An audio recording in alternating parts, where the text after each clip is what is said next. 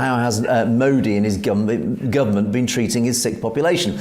Well, AI operates by trawling the global internet, all the data in the world basically that is contained within the internet.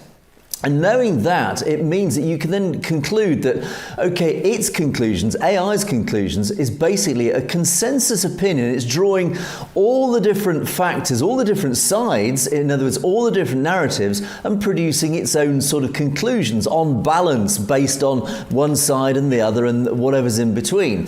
So in other words, its conclusions might not necessarily be absolutely true and factual. It just gives an idea of opinions. It gives a balanced view of all the opinions mixed together. So what I find very encouraging about this is actually this report is a relatively balanced view.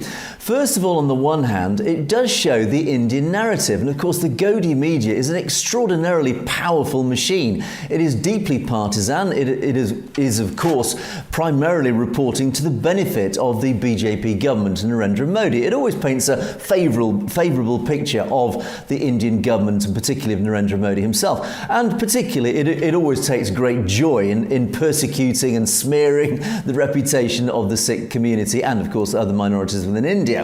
So on the one hand, you've got this huge media machine that is trying to push the narrative, that is trying to control the narrative and create and spin this narrative, which obviously succeeds very well in India in that domestic audience. But of course, the Gaudiya media has very little influence, relatively speaking, in the global media. Of course, it tries to get its stories out, but ultimately it is the Western media and other nations' media that controls their narrative. And of course, they take a bit more of an objective view. There may be a few partisan ideas, but generally speaking, the global media takes a bit more of an objective view of what's happening in India, what's happening with the Sikh community, etc. So of course now AI has to balance, well, I've got all this one narrative from the Gaudiya media and the Indian government, but on the other hand, I've got all the rest of the world's media. And of course, therefore, what it does come out with is a much more genuinely objective, balanced view.